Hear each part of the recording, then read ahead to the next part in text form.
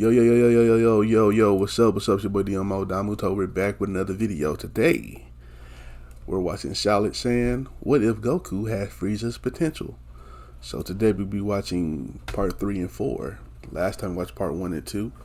And it's a pretty good story so far, man. And then the Goku and Gohan gonna be just overpowered the whole story. So let's get into it, man. After that display of power from Gohan and Goku, of course, Vegeta and Nappa are flabbergasted. It's odd because first they were coming here with the intent of killing Goku, and now they realize that's completely impossible. They just wiped out Frieza with pretty much no effort at all. No effort. It wasn't even Goku that did it, it was Gohan. It was an accident, actually, when you look at it. And that absolutely freaks Vegeta and Nappa out. These two aren't just Super Saiyans, they're something else. And it's concerning. But Vegeta and Nappa still do want to learn about Super Saiyan. The fact that Gohan got it means that it's not just Goku that's one of them. Of course, maybe Super Saiyan is something that's genetic, and that's why Gohan has it, because he is Goku's son. But that also leaves the possibility of Super Saiyan being inherent to all Saiyans, actually. And there's only one way to find out if that's true. Train for it. Try and figure out the secret to unlocking Super Saiyan. Of course, Goku and Gohan are completely different from any other Saiyans that they've seen before. True. But they could look at the scenarios that cause them to transform. Intense anger, just intense emotion in general. That seems to be the key. And they've decided they're going to stay here on Earth. Of course, the group doesn't trust them at all. But ultimately, it's up to Goku to decide what to do with them. The humans can't defeat these two Saiyans. So even if they wanted to, they're powerless against them. But Goku definitely can. Easily. And that reassures them. If Vegeta and Nappa do act up somehow, Goku and even Gohan could definitely defeat them. And if Goku says it's okay for them to be here, then they're fine with it. Goku definitely will keep them in check too. Vegeta and Nappa can't really do anything. Just as the humans are aware of Goku's power against them, Vegeta and Nappa know that they shouldn't act out against Goku. But more importantly, he's focused on controlling Gohan's power, and he knows exactly where to take him. A place where he was before. The Room of Spirit and Time. There is not the hyperbolic. Goku's been in the Room of Spirit and Time for over a year by now. At least before when he was training with Kami. He only really has a few months of time left in there, at least until Kami upgrades it if that's possible. But luckily for him, he doesn't really need much more time. Even if he and Gohan are only in there half a year, it should be more than enough. Exactly the amount of time they need. It'll allow Goku to get stronger, and it'll help him control Gohan's power too. Most importantly, he's going to help Gohan get a grasp on Super Saiyan, something that he initially had issues with. But now that he knows more about it and the fact that he went through this exact thing himself, it should be a lot easier. Unlike Goku, Gohan's not going to be going through this alone. He has help. And it's not just help from some outside force like Kami. It's someone who went through the exact same thing he had. True. The two of them spent some time in there. And it's imperative that they do this because if they don't, Gohan can explode with anger at any time. Of course, this training does help Goku a lot, getting a lot stronger as he tries to ascend Super Saiyan somehow. He's already practiced enough with it and he wants to see if he can go beyond it. But of course, his focus isn't only on that. A lot of time is spent controlling Gohan's power, not only improving him as a fighter, but improving his access to Super Saiyan. First, Goku teaches him to access it at will, and this significantly helps with him controlling it. Now it's not just going to happen with random outbursts of anger. It happens when Gohan wants to summon that power. And with Gohan being able to use this power at will, he can train with Goku as long as he wants. With both of their insane growths, Gohan encounters strides in power that Goku had too. He's eventually able to master Super Saiyan pretty quickly, which this isn't really that outlandish, especially considering the scenario here. Right. Like in the main story, 1 year in the Room of Spirit and Time was enough for Gohan to not only get Super Saiyan, but master it too. And in this scenario, he has more potential and he already had Super Saiyan to begin with. This is probably one of the most tame things so far in the series. But that also begs the question, with how great both of their potentials are, I feel like it's safe to say that they're not just going to master Super Saiyan here. Well, Goku already has, but with him aiming to go above it, and with Gohan mastering it so quickly, I think it is definitely within the realm of possibility that they discover a power beyond Super Saiyan. Beyond grade 4 of normal Super Saiyan, Goku gets something new. An evolution in power that he didn't know existed, but he suspected it existed. Now he has that confirmation. Okay. This is what he'll call Super Saiyan 2. A significant increase in power from regular Super Saiyan, but not a significant change in how he looks. But there's also another thing at the back of Goku's mind. Something that he's not really going to address now, but he's been kind of concerned about for a while. What? Gohan has a tail still, just like Goku. Of course, Goku hasn't had to worry about Great Ape in so long. They simply just stay out of the moonlight, but they feel like at this point, they can't just live like that. They either have to get rid of their tails or find some way to master Great Ape. Yeah, it might be a step back in terms of power, but think about it. Imagine if an accident were to happen where somehow they were exposed to moonlight. Who would be able to stop either of them? If one of them turns to a Great Ape in a blind rampage, that'll be the end of them, their friends, and probably Earth as a whole. Mm. But like I said, Goku's not gonna address that just yet. He's only kind of concerned about it right now, and he'd rather just keep that in the back of his mind. So, besides Goku and Gohan, what else is happening? Well, Vegeta still ends up with Bulma. I mean, come on, how could I not do that? Right. And as for Nappa, he's just there. We don't need to set everyone up with someone. Nappa's fine with being a bachelor, just like Yamcha. The two of them probably bond over this too. But more importantly, Vegeta and Nappa are focused on getting Super Saiyan. So they are doing their normal training, but on top of that, they're trying to learn as much as they can from Goku, who just now learned a new evolution of Super Saiyan. Great. They're incredibly far behind. So they know it comes from intense emotions, but Goku also describes how it feels to transform. And yeah, maybe if these guys were The tingling on their back, right? The tingling. Cells, you know what I'm saying? but no, they don't have that. Like Kefla, and even if we did like Khalifa, my fault. They wouldn't really the tingling on their back. But that's besides the point. They do have one idea though: the room of spirit and time. Just like Goku and Gohan did, they decide to enter in there. And it's not like Super Saiyan's gonna come easily to them. But with how intense the room of spirit and time is, especially the deeper they go into it, it helps them with their training.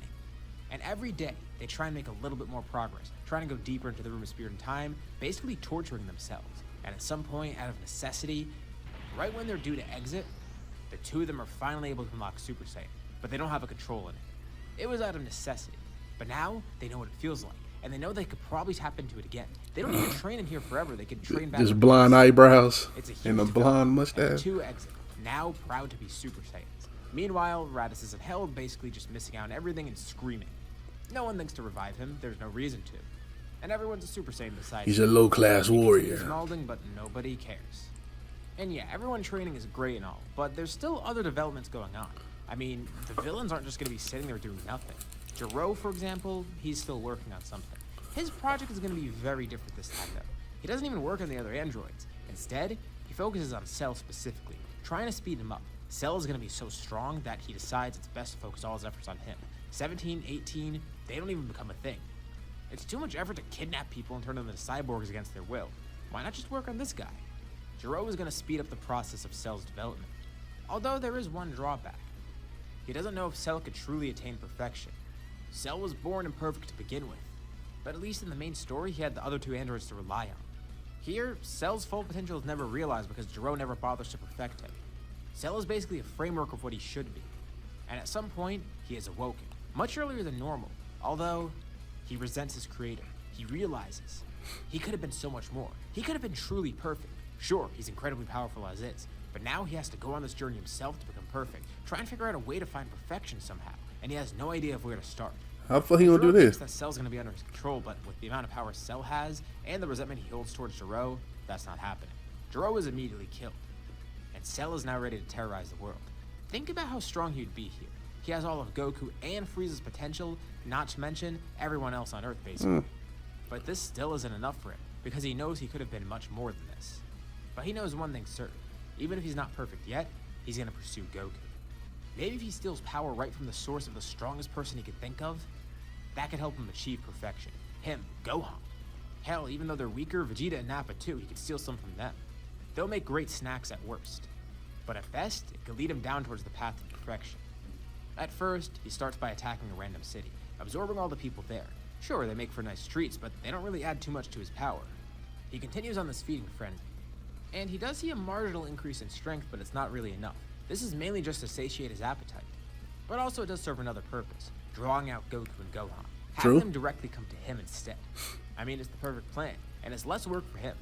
It's a win-win because he doesn't have to seek out Goku, which wouldn't really be too hard in the first place, and he gets some snacks in the meantime. Of course, at some point, though, Goku's gonna sense Cell's power. If not that, he's gonna hear about these cities just randomly having people disappearing, and he's gonna want to check it out. Oh yeah, little side note, no heart virus here. I'm not gonna do that. Like I said at the beginning of the scenario, it's gonna be a bit outlandish to begin with, so I'm gonna have fun with it. And what won't be fun is trying to figure out a way to work around this and include another timeline. So yeah, full disclosure, I'm simply just gonna choose to ignore it here. Anyways. Oh, come on, man. Cell's elated, but Goku has no idea of who this guy is. He's a bit concerned, though. His energy feels strange, almost familiar in a way. And he wonders why Cell is so happy to see it. Cell explains who he is and why he's here. And Goku can see now. The reason Cell's energy feels like that, the reason he's as strong as he is, could he actually be as powerful as he seems? If he's genetically engineered to be stronger and kill Goku, and the fact that he does have Goku's DNA in general, that means he could potentially be a challenge for Goku. On one hand, Goku is excited at this prospect. He's always wanted to fight someone strong like this, someone that would actually be a challenge to him. But on the other hand, he thinks about it. Goku recognizes his power, his immense potential, and he realizes if Cell is actually as strong as he seems, will he actually stand a chance against him? And beyond that, if he loses, who would be able to stop Cell? It seems like there's no way around this. There's only one thing to do now. An all-out battle between Goku and Cell. This will be Goku's first real challenge. And not like Frieza, it's an actual challenge. Cell powers him, and in response, Goku goes into Super Saiyan 2 right away. He's not holding anything back. If Cell truly is as strong as he claims, he'll be able to handle this. And the two launch him towards each other. Goku feels an exhilarating battle spirit flare up within him. It's the first time he's been able to use Super Saiyan 2 in a fight, actually any transformation in general. He's used these forms before, but he's had to use them against Gohan as a training partner. Any other time he's used them, well, it was basically just to show off against someone like Vegeta. He's never actually successfully used them in combat for fun because it just ends everything in one shot. Here, he could actually fight. He could display this power at its full potential, actually use it what it was meant for, battle. And Goku also notices Cell might actually be a little bit ahead of him. But Goku is more so amazed by the fact that he can actually utilize his power for once. But he can't let that distract him. Of course, it's a huge development, but at the same time he has to consider what's happening here. Thankfully, Goku's not alone. He senses another power surging nearby. Gohan flies in. He sensed all this going on, wanted to check out who Goku was fighting. The fact that he was using Super Saiyan 2 was concerning, because who the hell could he be using it against? Yeah. And Gohan sees his father's having the actual challenge. For once, they're gonna get to fight together at their full strength. And Goku looks to Gohan, asking if he's ready. And Gohan smiles, saying that he's been waiting for this. Being able to use they about to fuck that nigga up. fighting alongside his father. You know what I'm saying? The art of jumping in anime, boy. It's a pivotal moment in both of their lives as fighters. And now, the real battle begins. Cell shows off more of his strength, but now that the two of them are facing him, he actually might have a challenge here. Of course, Cell's potential is immense, and as he fights, his growth is apparent. He would probably grow so quickly that even in the battle it's noticeable. And that lets Goku and Gohan realize they need to finish this as quick as they can. If they don't, Cell might grow too strong. And there's also another thing. Cell tries to absorb them, taking their power. If even one of them gets stabbed for just a little bit of time, Cell will take enough energy to become so strong that they won't be able to defeat him. And Goku turns to Gohan. So before they did train for Gohan to get Super Saiyan, but he was never able to help Gohan access Super Saiyan 2. And he tells Gohan, this is the opportunity. Use this as the catalyst. If he could turn into a Super Saiyan 2 right now, Cell will not be able to stop them. And together, they'll defeat this monster. Winning the battle, having fun, and protecting Earth and their friends. Gohan realizes this. The responsibility to win here. And thankfully for the two of them, they are feeling intense emotion during this battle. Remember what I said, it's the first time they actually get to have a real fight like this. And the first time they're facing a real threat, a real challenge. It's basically unheard of for them. The two of them start losing ground. Cell begins getting ahead. There's no way they'll stop him. He'll become the perfect being. He'll steal their power and destroy everything here, becoming the strongest thing in the universe, completely unstoppable.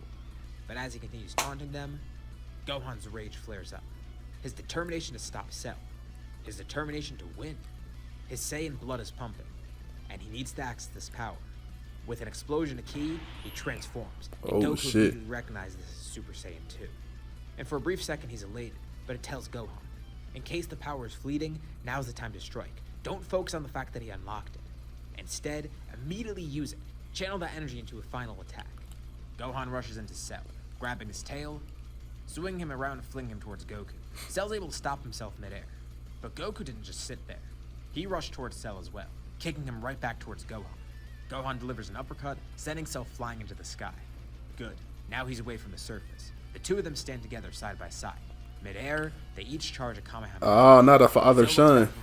Quickly, he charges his own, launching it right down at Earth and at Goku and Gohan. If they don't overpower it, not only will they die, but Earth will be destroyed.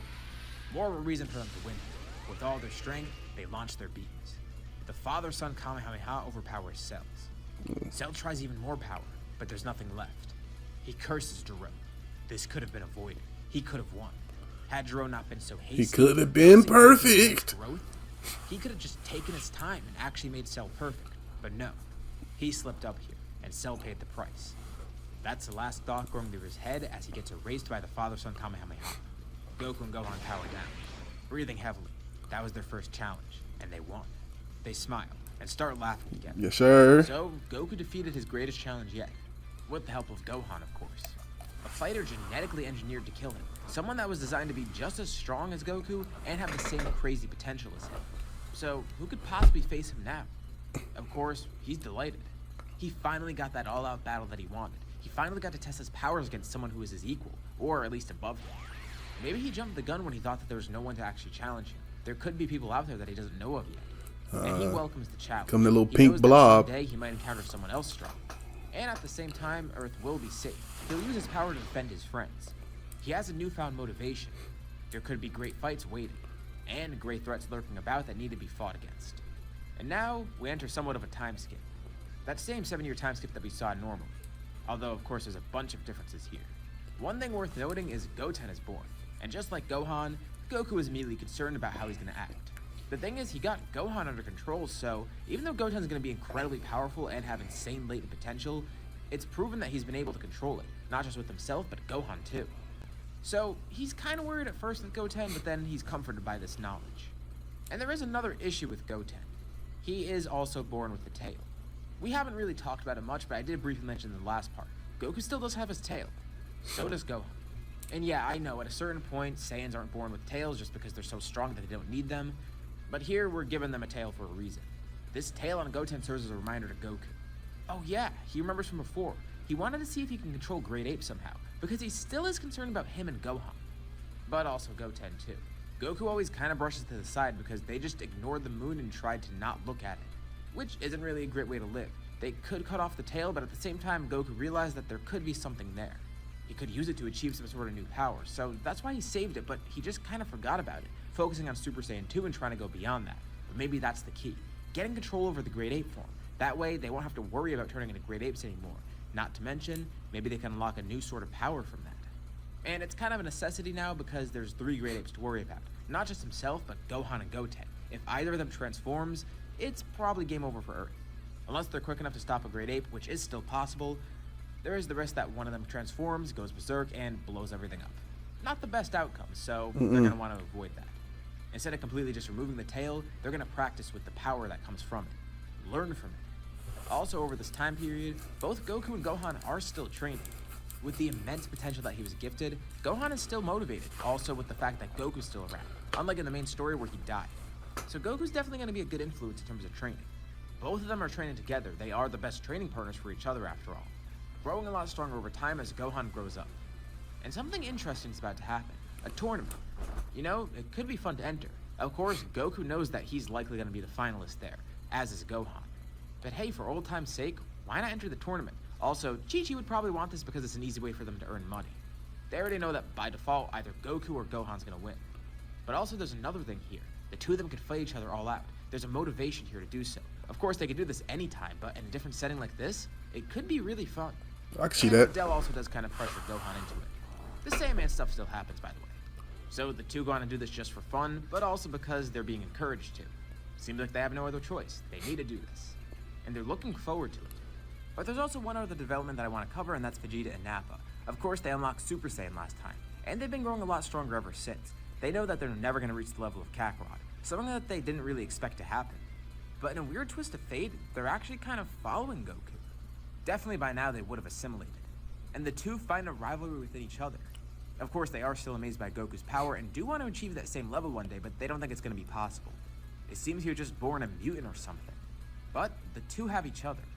By this point, they're around the same strength, although Vegeta is ahead of Nappa, but it's to the point where they can actually fight each other, going all out in their battles, growing stronger together. Their camaraderie That's cute. That's cute. And now, instead of an expendable soldier, Vegeta actually views Nappa as a worthy rival. A weird turn of events. And the two live on Earth pretty peacefully. They're definitely going to be entering the tournament too. So, at the start of the tournament, not much of note happens. Of course, Piccolo's not going to be here. And any of the human fighters on the Dragon Team will of course be any of the normal humans there. But then we see the fight between Videl and Spopovich. And for a brief moment, Gohan's anger flares up. And this is really bad. Goku already knows how Gohan could lose control. They have tamed it, but still, he is concerned. Seeing something like this could be disastrous. But luckily, before things get too bad, it's stopped. and it lets Shin and Kibito see Gohan's power, as well as Spopovich and Yamu. Once Kibito's up to fight Gohan, they make a pretty grave mistake here. They're still going with their normal plan, trying to get Gohan's energy to be absorbed so they could follow Spopovich and Yamu and find Babidi's ship. So, Kibito coaxes Gohan into powering up, which he does. Spopovich is able to attack, and just as quickly as he attacks, he escapes. He and Yamu are amazed, the amount of energy that they gathered. No, this can't be right. They barely just stabbed Gohan. But in that very short time frame, it looks like they got more than enough energy for Boo. They fly over with immense speed back towards Babidi's ship, and he's elated. Exactly what he wanted. Actually, more than what he expected, too. Of course, the group is caught up with Kibito and Shin, learning about their plan and such, as well as who they are and why they're here. But by the time they start heading over to Babidi's ship, it's already far too late. They sense an ominous It's too late. And Shin and Kibito realize the massive flaw in their plan. They didn't realize how strong Goku and Gohan were. Hell, even Goten too. Even though they thought they were only giving them a little bit of energy, it turns out they were giving them way more than they expected.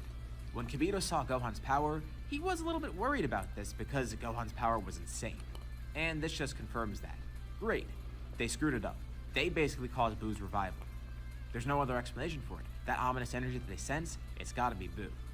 In the distance, they see a massive explosion of steam, rushing over towards the ship. By the time they arrive, they see a massive crater in the ground. Boo turns you into chocolate. A cookie eaten by Boo. The only two people still standing there are Babidi and Boo himself. And I got a short talking about Boo posting today. Or, yeah, already posted, so check it out. Without their help, Boo would have taken a lot longer to revive. But thanks to whatever stunt those Kais pulled, now they have more than enough. Boo is here, finally awoken once again. Shin and Kibito are incredibly concerned, but the group isn't really too concerned. These two were saying that Boo was a really strong guy, and he definitely is, the group could tell. But they're also not concerned with the fact of how strong Goku and Gohan are. Remember, this scenario is based around the fact that they have Frieza's potential here. They have been constantly training for years on end. And besides the fact that Gohan actually has more potential than Goku, even just a little bit of training alone with that potential would be more than enough. Both of them are actually pretty confident. Boo shouldn't be too hard to defeat. Hell, they could probably even do it in their base form. Babidi says that's a lot of tough talk from them. There's no way they'll be able to defeat Majin Buu. Shin and Kibito think the same. Yeah, they might be strong, but are they really Boo's level? Well, Gohan tells them to consider. Look how much energy they needed from Gohan just to revive Boo. It wasn't very much. That was a fraction of Gohan's power. True. And they're making it seem like it was a lot of energy. And Gohan's point actually does make a lot of sense. Yeah, they didn't think about it like that. Same for Babidi, too. That might be right. If he had that much energy in store, he might actually be able to face Boo. Vegeta and Nappa step in, too. They say not to underestimate Kakarot and the Sun. Besides the fact that they're strong Saiyan warriors, they're also much more than that. They're some sort of crazy mutants. No offense to them, but that's what they are. Their potential is far beyond the scope of even what this monster is. And there's no way that Boo will defeat them. And Goku decides he can handle this alone, only needing his base form too. He and Boo begin base fighting, form is crazy. Goku is actually able to take him on.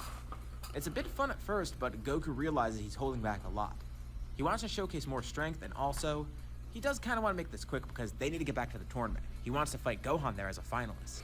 He powers up into Super Saiyan. This is really overkill here. And with a single attack, he completely eradicates Boo. Babidi looks on with his jaw dropped. What? But before he could do anything, a blast from Gohan hits him, eradicating the wizard as well. Great, that's it. Boo's dealt with. The group's about to head back, but something strange begins to happen. Boo regenerates. Oh crap, this is like a cell type thing. It doesn't matter. Goku will just use a little bit more power. And he'll make sure this time that Boo is completely eradicated. As soon as he regenerates though, something strange happens. Boo looks pissed, way angrier than he was before. And he creates another Boo. Wait, what? This actually makes everyone hesitate. Boo turns you into chocolate. What the hell's going on here? And this hesitation leaves a brief opening for evil Boo. He knows he needs to act quick. And as soon as he's created, he turns good Boo into a cookie, eating him and absorbing his power. And the group is distracted by this, just watching on confused. And just like that, Super Boo is born. Oh crap, he's already changed that quickly. No need to worry. Even with this change, he's still not strong enough to defeat anyone. Hell, Goku in Super Saiyan is still way more than overkill here. As he goes up to Boo to attack, Boo then dematerializes, turning into goo on the ground and splitting himself up into small pieces. It seems like he completely disappeared, turning into a bunch of little cells. His target isn't Goku or Gohan. Instead, he has other people in mind. Vegeta and Nappa shout. Goku turns around, but it's already too late. A large wave of pink sludge surrounds them. Oh, as Vegeta shit. and Nappa are absorbed by Buu, now being assimilated within him. Okay, this still isn't that bad. Goku or Gohan can still defeat him. But now there's another issue, and Buu tells them, if they try to kill him, they're gonna end up killing Vegeta and Nappa inside of him as well. If they want to fight him, they're gonna have to find a different way. Buu's quick actions here allowed him to turn the tide of the battle. At first, he would have been easy to defeat, but Goku didn't realize how strong his regeneration was. If he did, the battle would have been over already. But because of this, it gave Buu a little bit of an opening. And with the perfect chain of events, he's able to make a comeback. You Now, gonna be Gohan? staring down at Vegeta. A version of Super Buu with Vegeta and Nappa absorbed. And Buu begins contemplating his next target. It's gonna be kind of hard to absorb Goku or Gohan, but everyone else is so weak in comparison to him. Maybe next he can go for the Supreme Kai. He lunges towards him, but Gohan's able to act quick enough to protect the Kais. But as soon as he does this, Buu lunges a piece of himself off towards Goten. Goten followed him here expecting to have some sort of experience that he could use. Remember how powerful he is too. But now he acts as a target for Buu. And probably one of the most high value ones. He's incredibly powerful and has that insane potential that Goku and Gohan have. But he's less experienced as the fighter, meaning there's a perfect opening to absorb him. And with this distraction of him trying to attack the Kais, Buu is now attacking Goten. He materialized in front of Goten quickly, trying to utilize magic to try and paralyze him. But Goku's able to react quick enough, protecting Goten and getting in the way. And this leaves Goku paralyzed. Buu's smile morphs into a wicked grin. Wait a second. There's a brief moment here that he can take advantage of. Goku's about to break free of the paralysis, but notices something wrap around his leg, and then his arm. Within a split second, Oh. he's surrounding Goku, absorbing him as quickly as possible so Buu could take advantage of this moment. Gohan tries to rush in once more, but it's already too late. A massive surge of power occurs. Once again, taking advantage of them hesitating, Buu is now able to make another unexpected absorption. He could have absorbed Goten pretty easily, but he saw another opportunity. I know what's about to happen. This was his only path to victory, working as quickly as possible to try and absorb That him. nigga more powerful, ain't he? All of that amazing power is Vegeta, Of Nappa. course, Gohan and Goten are still there, two of the strongest fighters here. But this threat got really bad really quickly. Not only is there an issue of their friends being inside of Buu, but now there's the issue of Buu actually being strong enough to contend with them. Vegeta, Nappa, and Goku being in there is one thing. They could probably find a way to get them out of Buu and kill Buu that way. But the issue here now is how strong he is. With Goku's strength, who knows how powerful Buu is. Alright, they've messed up enough here by hesitating, so instead of hesitating, Gohan does the first thing that comes to his mind. He grabs onto Goten, Shin, and Kibito, and tries to fly them out of there as quickly as possible. And while they're flying midair, Shin utilizes the Kai Kai to teleport them to the farthest place he could think of. The sacred world of Kais. Oh crap, what are they supposed to do now? Well, at least this gives them time to plan. This was a good move here.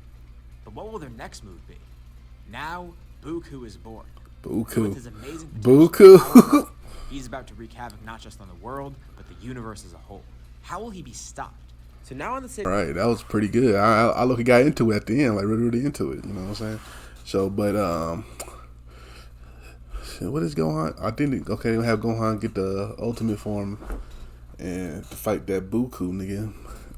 But yeah, that's probably crazy. That's crazy. Anyway, shout out to Salad Saiyan and like my reaction. Make sure you like, comment, and subscribe.